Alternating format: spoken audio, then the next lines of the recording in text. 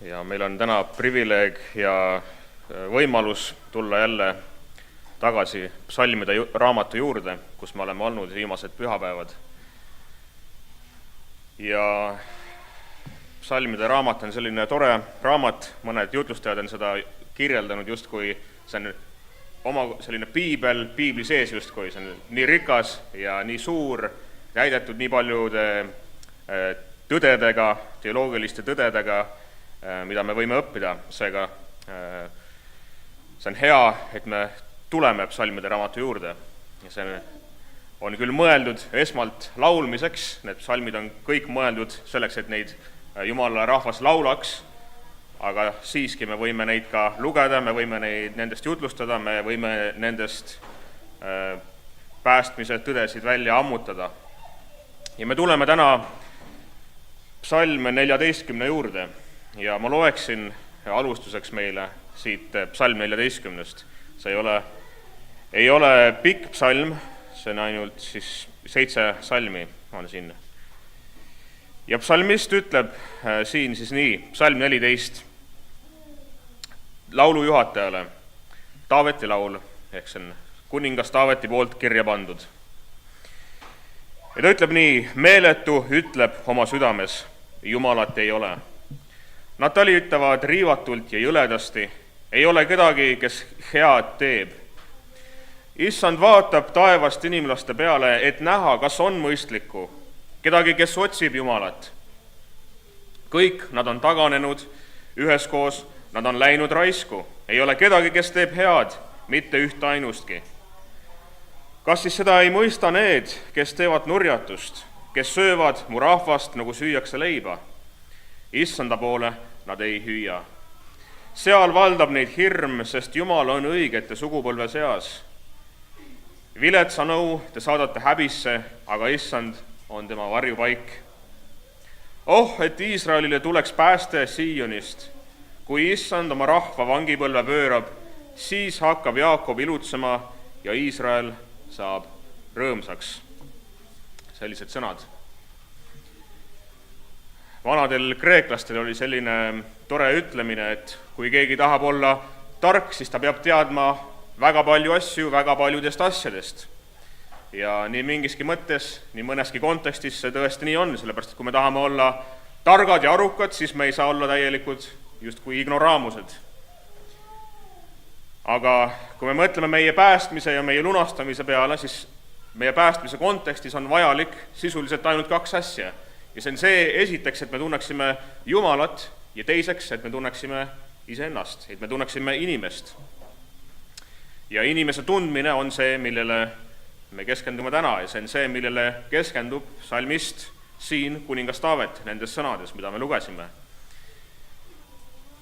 Ja pühakiri ehk piibel on ju meile antud Jumala poolt selle eesmärgiga, et anda meile tarkust Jumalast ja meist endist. Kui sa hakkad mõtlema, millest piibel laias laastus räägib, siis need on reaalselt need 2 asja. See räägib meile Jumala aust, tema suurtest tegudest ja meist kui pattu langenud inimestest. Ja selles on piibli mõistes tarkus kokku võetult.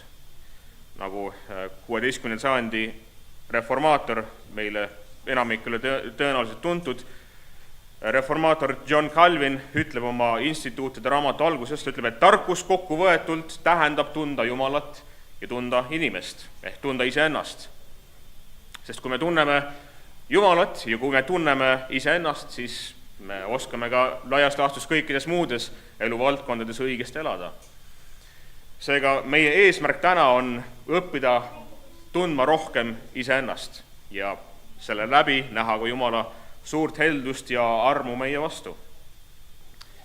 Ja selle psalmi sellist laiemat konteksti on üsna keeruline kindlaks määrata. Mis on see konkreetne olukord, mis ajendas psalmisti, ehk kuningas Taavetit seda kirjutama? Ta räägib siin justkui vangipõlvest, aga kas ta mõtleb siin Iisraeli enda ärataganenud valitsejaid, kelle vangipõlves Iisraeli rahvas justkui kannatab? Ja mõned arvavad, et ta räägib siin justkui isegi profeteerivalt Iisraeli tulevastest vangipõlvedest, sest see psalm on kahtlemata kirja pandud enne kõiki neid suuri vangipõlvesid, mis Iisraeli rahvas koges, millest nad läbi läksid. Ja mingil määral kommentaatorid erinevad selles, keda mõeldakse siin konkreetses psalmis nende jumalatute ja nende meeletute all. Aga mõnes mõttes see ei ole isegi niivõrd oluline. Sellepärast, et kui siin konkreetses psalmis mõeldakse võib-olla pigem kõiki paganaid või kõiki ära taganenud jumalatuid Iisraeli rahva hulgas, siis kui me lugesime apostel Pauluse kirjast roomlastele 3. peatükis, kus ta tsiteerib neid samu sõnu, mida psalmist siin ütleb, siis tema eesmärk ja tema point, tema mõte on näidata seda, et nii juudid kui ka paganad kõik on patuvõimus all. Ja seega see, mida psalmist siin räägib meile, kehtib kõikide inimeste kohta ühel või teisel määral, nii või teisiti, niikuinii. Ja siin psalmisti sõnades me oleme tõmmatud justkui ühte sellisesse tseeni. Ja mida psalmist teeb siin on see, et ta kasutab meie inimlikku keelt selleks, et edasi anda meile teoloogilist tõde. Ilmselgelt me saame aru sellest, et Jumalal ei ole vaja kuhugi vaadata või vaeva näha selleks, et näha meie südameid. Sest ta teab kõike ja mitte midagi ei ole olemas sellist, mis oleks varjul tema silma eest. Ja ta ei saa midagi õppida või kasvada teadmise justkui, sellepärast, et ta on Jumal ja ta on ise kogu teadmise loonud. Aga see mõte, mida nende sõnadega meile siin pigem edasi antakse, on see, et meil on Jumal, kes huvitub sinust ja minust. Meil on Jumal, kes huvitub inimesest ja meil on Jumal, kes sekkub siia selle maailma tegemistesse. Ja ta ei ole Jumal, kes on kuskil kaugel ära peidetud selle maailma asjade eest. Ta ei ole justkui selline deistide Jumal. Deism on selline filosoofia, ideoloogia, mis populariseerus 18. sajandil. Ja deism ütleb põhimõtteliselt seda, et Jumal on olemas, ta jaatab Jumala olemasolu, aga ta eitab seda, et Jumal üldse kuidagi viisi sekkuks siia selle maailma tegemistesse. Ja see ütleb, et Jumal on küll looja, Jumal on küll loonud selle maailma, aga ta on selle maailma ehitanud justkui sellise kellana, mis vaikselt tiksub oma reeglite järgi ja Jumal ise ei huvitu sellest maailmast. Ja ta ei sekku siia selle maailma tegemistesse. Ja kui me mõtleme selliste kuulsate nimede peale, kellest me koolis õpime, nagu Descartes või Rousseau või John Locke, siis nad kõik olid sisuliselt deistid. Aga minu point on selles, et piibli Jumal, see Jumal, keda psalmist siin meile esitab, ei ole selline. Vaid ta on Jumal, kes vaatab meie peale ja ta kannab hoolt reaalselt meie eest siin maailmas. Ja meil on Jumal, kes on üleval taevas ja ta vaatab siia alla maa peale. Ja ta näeb kõiki meid siin täna ja ta näeb kõiki inimlapsi siin maailmas, selle maa peal.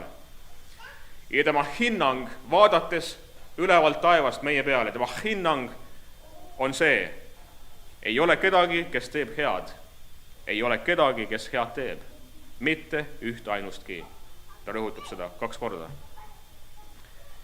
Ja see on see teoloogiline tõde, mida ta edasi annab.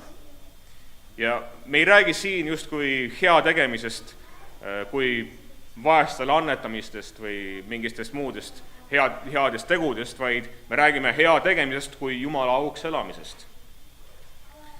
Ja kui me mõtleme, miks apostel Paulus ütleb Rooma kirja 7. peatükis ja salm 18, Rooma 7 ja 18, ta ütleb, et ma tean ju, et minus, see tähendab minu loomuses, ei ole head. Sellepärast, et ta teab seda loomulikult iseenda kogemusest, aga ta teab seda Vana-testamendi õpetusest. Ja apostel Paulus kasutab neid samu psalmisti sõnu, nagu me lugesime, nagu ma mainisin, ta kasutab neid samu sõnu, kui ta kirjeldab pattu langenud inimkonda, kui ta kirjeldab pattu langenud inimest Rooma kirja 3. peatükis. Seega see ei ole lihtsalt Vana-testamendi tunnistus ja see ei ole lihtsalt Pauluse subjektiivne hinnang iseenda kohta, vaid see on objektiivne reaalsus, millest piibel tervikuna meile tunnistab. Ja see tunnistus on kas õige või see on vale. See ei saa olla justkui natuke õige või natuke vale, sellepärast et psalmist siin oma sõnades räägib meile justkui väga sellistes absoluutsetes terminites. See tunnistus on kas tõde ja õigus või see on täielik hullumeelsus ja rumalus. Sellepärast, et ta ütleb, et sellised, nagu tema kirjeldab siin selles salmis, on kõik inimesed. Ta tõmbab justkui sellise laia pintsliga ja ta ütleb, et ei ole mitte ühtegi inimest, kes head teeb. Mitte ühtegi ei ole, kes otsib Jumalat. Nad on kõik taganenud ja nad on kõik läinud raisku.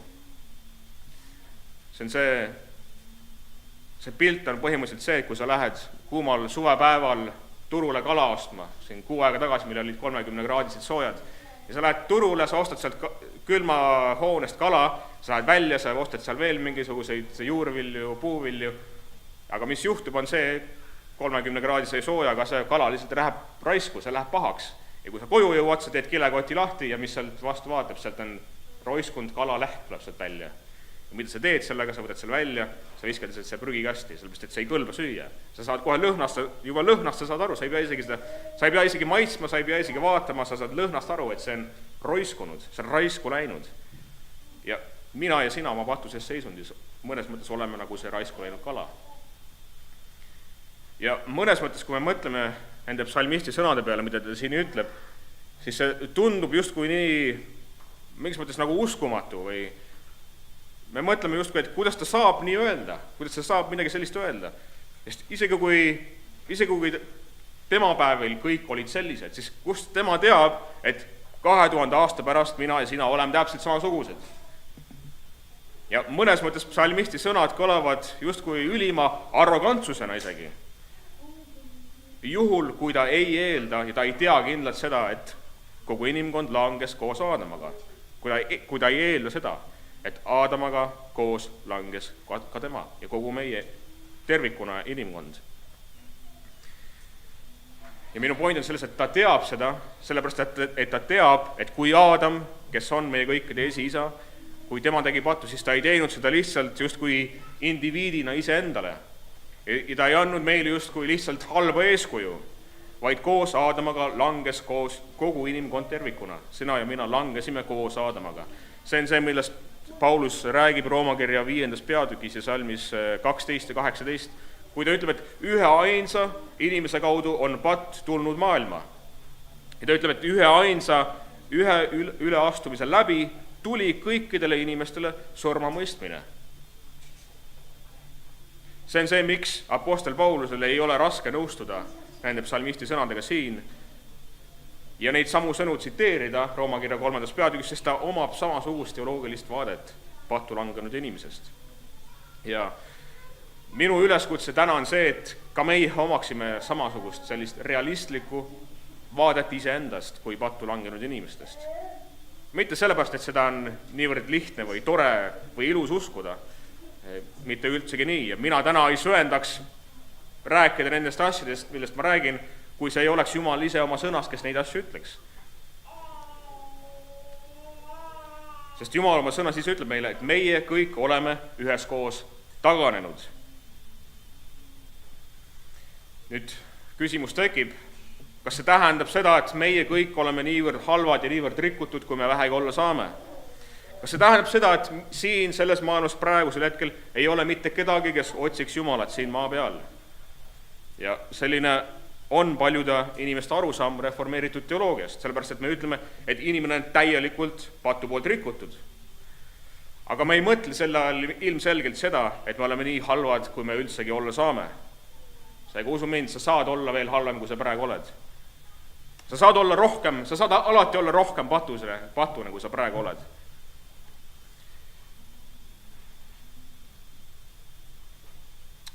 Ja psalmist siin räägib meile pigem printsiibist ja reformeeritud teoloogia ütleb selle täieliku rikutuse all pigem seda, mida me võiksime öelda sõnaga justkui läbinisti rikutus. Ehk siis see ei tähenda seda, et me oleme nii halvad, kui me üldsegi olla saame, vaid see tähendab pigem seda, et me oleme läbinisti rikutud. et kogu meie olemus tervikuna on rikutud, meie meel, meie süda, meie intellekt, meie tahe. Minus ja sinus ei ole mitte midagi sellist, mis ei oleks patu poolt ühel või teisel määral mõjutatud. See on see mõte ja see on see tõde. Sellepärast me ütleme ka, et inimese tahe ei ole vaba, sellepärast et see ei ole vaba meie patusest loomusest. See ei ole tõeliselt vaba. Ja inimese loomulik tahe on alati nende asjade poolt, mis on Jumala vastu. Kui sa heidad koera ette kas lihatüki ja salatilehe, siis kas tema tahe on vaba valima emba kumba. Ja see mõte on see, et teoreetiliselt jah, tema tahe on vaba. Füüsiliselt mitte midagi ei sunni teda valima emba kumba. Aga praktiliselt me teame, et ta alati valib selle lihatüki. Ja mingis mõttes sama on ka meiega. Kui Jumal paneb meie ette hea õigluse, Jumala kartuse ja enesekasu, patu, auahnuse, siis lahus Jumala armust me alati valime patu. Miks see nii on? Sest meile meeldib seda valida, sellel lihtsal põhjusel. Mitte sellepärast, et miski füüsiliselt sunniks meid seda valima, mitte sellepärast, me oleme määratud midagi valima, vaid meile meeldib seda valida. Ja lahus Jumala armust ja tema päästas tööst me kõik oleme fundamentaalselt sellised, nagu psalmist meile kirjeldab siin. See on see, mida prohvet Jeremiia ütleb oma raamatu 13. peatükis ja salmis 23. Ja ta ütleb seda taganenud juuda rahva kohta, mis kahtlemata kehtib ka kõike teiste rahvaste kohta. Ja ta ütleb Jeremiia 13.23, kas etiooplane saab muuta oma nahka või panter oma täppe?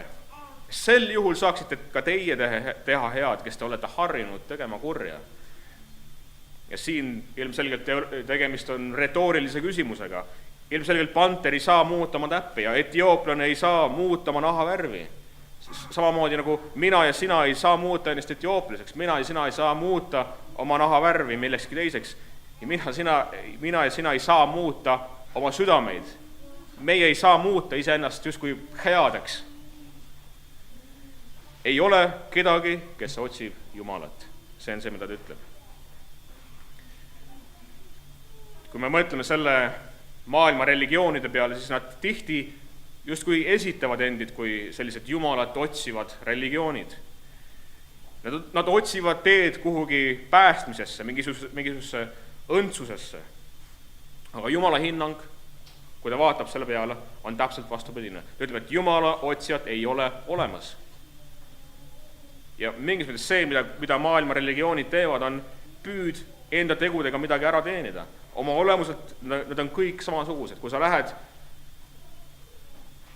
sa lähed kesklinna tänava peale inimestega rääkima, evangeliseerima ja sa räägid seal moslemiga, hinduistiga, budistiga, mis iganes muu religiooni esindajaga, siis nad kõik oma olemuselt taanduvad sinna ühte ja samasse asja. Tee seda ja seda ja seda ja teeni ära omale pääste.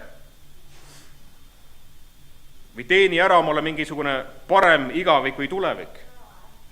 Aga see ei ole Jumala otsimine, vaid see on pigemini Jumalale näkku sülitamine. Ja see on pigemini ütlemine, et Jumal, ma ei taha seda päästet, mida sina mulle annad, ma ei taha seda päästet, vaid ma tahan ise olla oma päästet, ma tahan ise oma päästet ära teenida oma tegudega.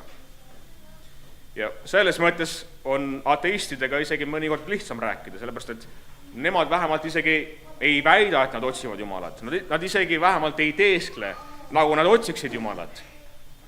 Sest nad ütlevad, et Jumalat ei ole, nagu psalmist ütleb meile, et meeletu ütleb nii oma südames. Ja siin vanemad eestikeelsed tõlked ütlevad meile selle meeletu asemel ka sõna jõle kasutatakse, et jõle ütleb nii oma südames. Aga see mõte selle heebreakeelse sõna taga on põhimõtteliselt see, mida siin mõeldakse, on justkui selline rumal või arutu inimene, kes ütleb, et Jumalat ei ole. Ja see ei tähenda ilmtingimata intellektuaalses mõttes arutu või rumal, vaid just sellises moraalses mõttes arutu või rumal.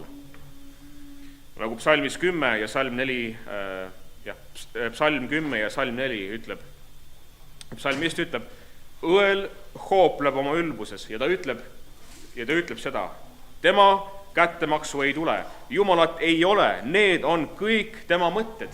See on kogu tema lootus, see on kogu tema elu filosoofia, see on kogu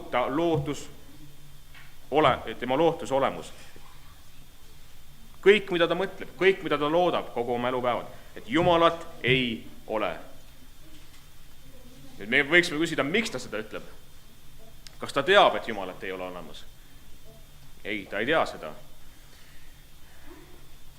Ta ütleb seda sellepärast, et ta loodab kogu oma olemusega, kõigi oma ihukarvadega, ta loodab seda, et Jumalat ei ole olemas. Tema soov ja tema igatsus on see, et ta saab elada ükskõik kuidas ja ta saab teha ükskõik mida. Ja ta ei pea sellest mitte kunagi mitte kellelegi aru andma. Ja siin ma tulen ühe sellise olulise aspekti juurde võib-olla ka. Ja see on see, et ateism või selline uskmatus üleüldiselt, see on alati esmalt moraalne probleem, mitte intellektuaalne ja mitte teaduslik või mingi muu selline. Ja kui me räägime tänavatel uskmatute inimestega või kui sa räägid ükskõik mis muus kontekstis uskmatute inimestega, siis sa ei saa teda ümber veenda justkui lihtsalt intellektuaalsete või mingisuguste teaduslike argumentidega. Sellepärast, et see põhjus fundamentaalselt, see põhjus oma olemuselt, miks inimene ei usu Jumalasse, see ei tulene teadusest või see ei tulene mingisugustest loogika argumentidest, kuigi nad kindlasti väidavad vastupidist. Nad alati väidavad, et see on me oleme teadususku või et loogika lihtsalt, see ei lähe loogikaga kooskõlla. Aga see mitte kunagi tegelikult ei ole nii, vaid see põhjus on alati esmalt moraalne. See põhjus on alati esmalt see, et see on meie südame probleem, miks me ütleme seda. Miks me kaldume uskmatuse ja Jumala eitamise poole, see on alati meie südame probleem. Mis tähendab seda, me peaksime alati jagama nende inimestega Jumala sõna, me peaksime alati jagama nendega evangeeliumi, sellepärast, et Jumala sõna on reaalselt see ainus asi, mis võib anda meile tarkust päästele. See on ainus, mis võib valgustada meie silmi ja tuua meid välja vaimulikust pimedusest tema imelisse valgusse.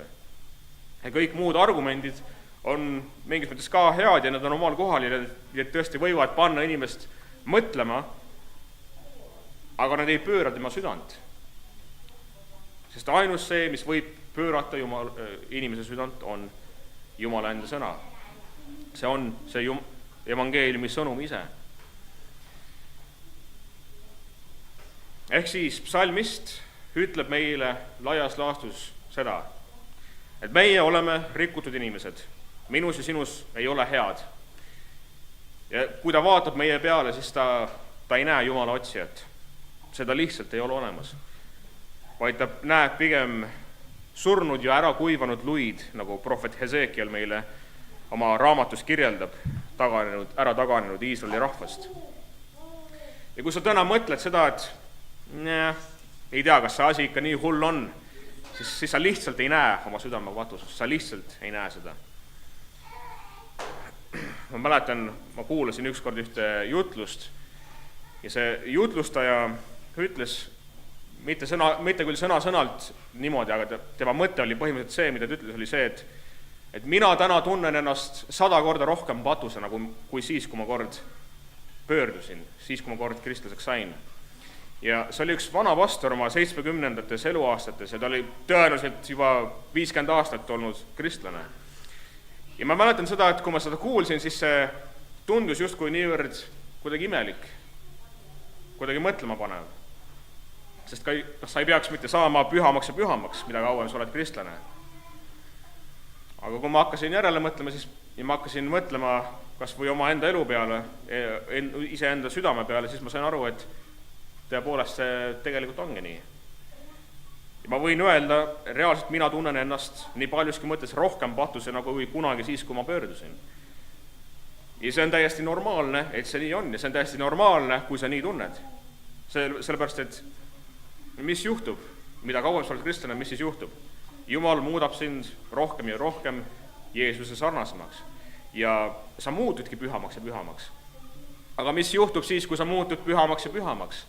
Juhtub see, et sinu patutunnetus kasvab ja sa ja sa hakkad nägema oma südame rikutust, oma patusust hoopis teistsugusel viisil ja hoopis sügavamal viisil kui see, kui sa seda kunagi võib-olla nägid. Nüüd see kõik, mida ma siiamaani olen maininud, millest ma siiamaani olen laias laastus rääkinud, see oleks kõik üks üsna armetu jutlus, kui ma siinkohal lõpetaksin. Ja meie õnn täna on see, et Jumal oma sõnas ei lõpeta siin kohal, selles kohas. Jumal ütleb oma sõnas, et ta tahab päästa meid ja ta on andnud meile päästja oma poja Jeesuse Kristuse, kes ei ole niisugune nagu meie. Ja mõnes mõttes kogu evangeeliumi hea sõnum seisneb selles, et Jeesus ei ole selline nagu meie. Sellepärast, et mina ja sina võiksime täna kirjutada oma nimed kas või siia psalm 14 sisse ja ma võiksin lugeda, et Sander on meeletu oma südames ja ta ütleb, et Jumalat ei ole, sest ta loodab, et ta ei ole olemas. Ja Sander talitab riivatult ja jõledasti, ta ei ole see, kes teeb head. Ta ei ole Jumala otsija, ta lihtsalt ei ole seda. Sellepärast, et ta on taganud ja ta on kõikide teistega koos raisku läinud. Ja meie võiksime seda nii lugeda igaüks ja me peaksime ütlema, jah, aamen, nii on, midagi ei ole teha, nii on lihtsalt. Aga Jeesus ei ole selline nagu Sander. Ja Jeesus ei ole selline nagu sina. Jesaja 53, salm 9 ütleb, et temale anti haud õelate juurde, kurjategijate juurde, kui ta suri. Kuigi ei olnud ülekohut ta teinud ja tema suus ei olnud pettust. Kui me mõtleme evangeeliumide peale, siis miks Pilaatus otsis võimalust Jeesust vabaks lasta? Meile öeldakse, et juudi rahvas tõi Jeesuse Pilaatus ette, sellepärast, et Pilaatus oli see mees, kellel oli võim, kellel oli voli Jeesus kas vabaks lasta või teda risti lüüa. Ja meile öeldakse, et see mees, kelle käes oli see otsus, see mees otsis võimalust teda vabaks lasta. Miks? Sellepärast, et ta teadis. Ja ta sai väga hästi aru sellest, et tal ei olnud mingisugust veresüüd. Tal ei olnud patusüüd. See Piibli kõige kuulsam kirjakoht, Johannese 3.16 ütleb meile, et Jumal armastas seda maailma niivõrd palju, et ta saatis oma ainusündinud poja, et ükski, kes usub temasse, ei läheks hukka, vaid et tal võiks olla igavene elu. Küsimus tekib, miks on tema ainusündinud poeg niivõrd eriline, et temasse uskudes mul võib olla igavene elu? Ja see on täiesti põhjendatud küsimus mingis mõttes. Ja vastus on selles, tema ainusündinud poja erilisus seisneb selles, et ta ei ole selline nagu sina ja mina. Ta ei ole selline nagu psalmist kirjeldab psalmis 14, sest ta on püha ja ta on laitmatu ja ta on see, kes on istunud Jumala paremale käele ja ta on see, kes igavesti kostab meie eest. Ta on igavesti preester Melkiseedeki korra järgi, sellepärast, et surm ei valitse tema üle. Minul ja sinul on selline päästja. Nüüd 2 punkti, mida ma tahaksin rõhutada, on see, et kui sina täna oled kristlane, siis sa ei ole patu võimuse all. Apostel Paulus ütleb meile Roomakirja 5. peatükis ja salmis 6, et meie vana loomus on koos temaga risti löödud. Et see patune ihu kaotataks, nii et me mitte kunagi enam ei orjaks pattu. See on see, mida sümboliseerib meie ristimine. Ja täna juhuslikult täpselt 11 aastat tagasi oli see päev, millal mina sain ristitud, 31. august 2014, ja see oli ka pühapäev. Ja kui me mõtleme ristimise peale, siis ristimises on 2 suurt nii-öelda seda sümbolit. Esiteks see, et meie vana loomus on maha maetud. Ja teiseks, et me oleme äratatud uuele elule. Ja see tähendab seda, et meie patune loomus, mida psalmist kirjeldab siin, ei valitse sinu ja minu üle. Ja sa saad tõeliselt olla Jumala otsija. Ja sa saad teha tõeliselt häid tegusid Jumala austuseks, sellepärast, et kõik sinu teod, mida sa teed, on tõeliselt head ja need on tõeliselt toovad au Jumalale, sest nad on tehtud Jeesuse Kristuse läbi. Selles on see mõte. See on kogu see põhjus, miks need on head teod, sest nad on tehtud Jeesuse läbi. Ja kui sina täna ei ole kristlane, siis sinu ainuke lootus on see, mida Jeesus ütleb Nikodeemosele. Mida ta ütleb Nikodeemosele? Ta ütleb, et sa pead uuesti sündima. Kui sa ei või isegi näha Jumala riiki, kui sa ei sünni uuesti. sest siin lihtsalt ei ole mitte midagi parandada. Meie loomus ei ole justkui nagu katkine auto, mis sa vahetad rehvid ära ja sa võid öelda, et sõidab paremini küll. Ei sõida paremini. Meie olukord on niivõrd lootusetu, et sa ei saa lihtsalt oma tegudega midagi paremaks teha. Sellepärast, et meie probleem fundamentaalselt ei ole see, mida me teeme, vaid see on see, kes me oleme. Meie probleem patuste inimestena ei ole lihtsalt see, et me teeme patuseid tegusid, vaid see on see, et me oleme patused inimesed ja me ei saagi midagi muud teha. Seega meie ainuke lootus on see, kui Jumal loob meile täiesti uued südamed. Meie ainuke lootus on see, kui Jumal loob meile täiesti uued südamed. See on see põhjus, miks Jeesus ütleb Nikodeemusele, sa pead uuesti sündima. Sa ei või isegi näha Jumala riiki, kui sa ei sünni uuesti. Sellepärast Taavet ütleb salmis 7, siin salmis 14, salm 7. Et Iisraelile tuleks päästa Siionist, mis teisisõnu tähendab, et Iisraelile tuleks päästa Jumala käest. Sest kui see ei tule Jumala käest, siis ei tule mitte kuskilt. See ei tule sinu käest ja see ei tule minu käest. See ei tule selle inimkonna käest, see ei tule nende maailma religioonide käest. See tuleb ja see peab tulema üksnes Jumala enda käest. Või see ei tule üldsegi. Aga Jeesuse kaudu meie lunastus, meie lepitus on võimalik, sellepärast et ta on kandnud meie patud ära. Ja see on see, mida me igal pühapäeval mälestame, see on see, mida sümboliseerivad need leib ja vein. See, et Jeesus on kandnud meie patud ära, nagu prohvet Jesaja ütleb. Tema arvati üleastujate hulka, ehk ta arvati meie hulka. Tema aga kandis paljude pattu ja ta kandis ja ta seisis üleastujate eest. Ta kandis meie pattu ja ta seisis üleastujate ehk meie eest. Seega minu üleskutse täna on see, et sa paneksid kogu oma lootuse Jeesuse peale ja vaataksid üksnes tema peale. Sellepärast, et tema ei ole selline nagu mina ja ta ei ole selline nagu sina. Amen.